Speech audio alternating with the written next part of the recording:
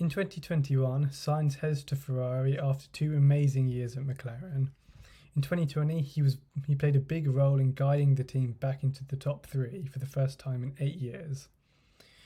On a personal note, he also finished P6 in the standings for the second consecutive season. Quite remarkable considering he, personally for me, didn't have the outright third fastest car in either of those 2 seasons. In contrast, Ferrari are coming off the back of an absolutely abysmal year, finishing lowly P6 on 131 points, 71 behind Sainz's McLaren. So already, Sainz has a big challenge ahead of him if he wants to help Ferrari back into the top 3 where they belonged in years prior.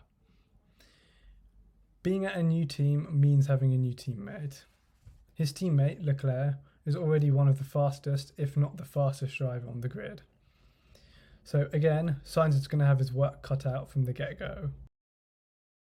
In this video, I'm going to explain what to expect from Sainz from Ferrari this year, outline his strengths and weaknesses as a driver and competitor, as well as give my own personal prediction on what will happen between Sainz, Leclerc and Ferrari as a whole this year.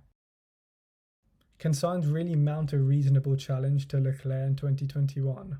That's what we all want to know. I think he's going to have a tricky time on Saturday, and here's why.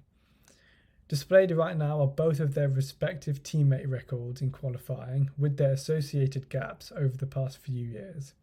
The 2 which stand out in particular are Leclerc's battle with Vettel and Sainz's with Nico Hulkenberg. As we can see, Leclerc was 2 to 4 tenths on a 100-second lap quicker than Vettel over 2 years, depending on which way you look at it. Sainz, on the other hand, was beaten 13 to 8 by Hulkenberg in 2018 by a median percentage of 0.215.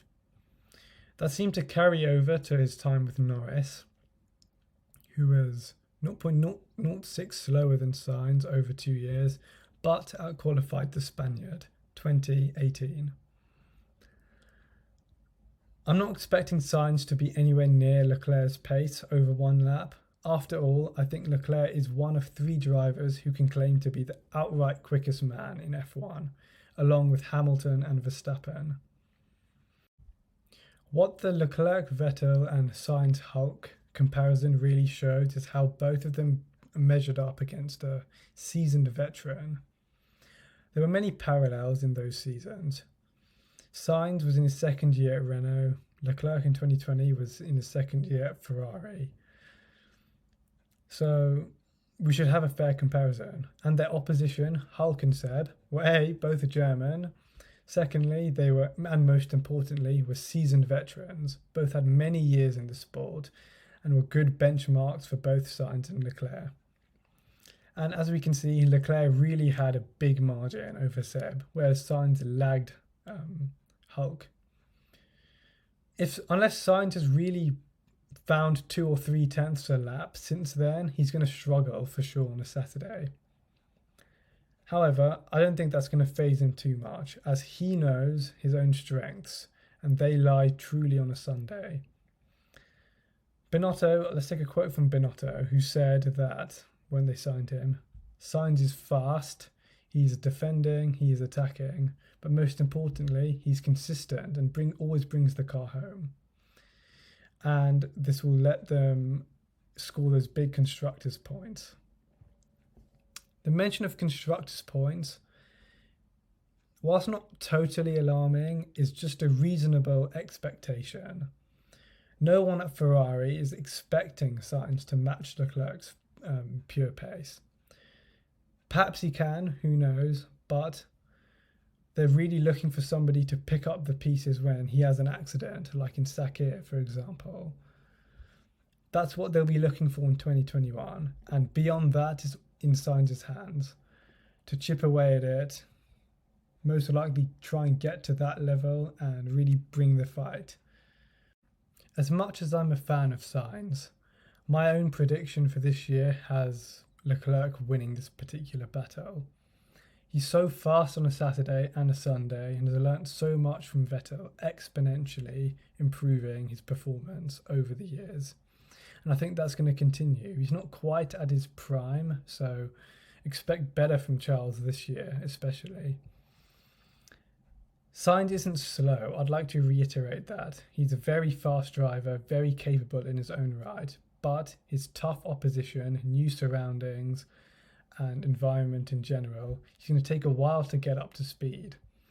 1.5 days only isn't enough to extract the absolute maximum from his new machinery, so Leclerc will definitely have an edge to begin with, and come the end of the season, will pay dividends. Off track, Sainz is a very tenacious character. He's a hard worker, is young and has lots of hunger, has so much more to offer in this sport, so I think 2022 he will be much stronger than he is in 2021.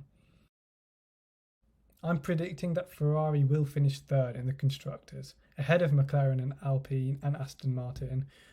All very small margins between them, but they'll have the edge in my books. In terms of the Drivers' Championship, I can see Leclerc beating Sainz by a reasonable chunk, given Sainz has a bedding in period ahead of him. So I'm going to predict Leclerc P5, Sainz P7. Obviously, the Red Bulls and Mercedes ahead of him, and in between Sainz and Leclerc, for me, it's going to be Daniel. And Alonso and Vettel will be close with Ferrari. However, I think Ferrari will improve from the start to the end. They won't get it spot on. They were a long way off last year, and over winter, such a short time period, so many restrictions on testing and aero development, chassis development, probably means they won't close that gap straight away, but over a season, they'll find ways to do it. What's important though is 2022. P3 in the constructor standings will mean more money for 2022, but less wind tunnel time. However, for a team like Ferrari's caliber, that's not going to bother them too much. So I think P3 is the bare minimum target, and I think it will happen.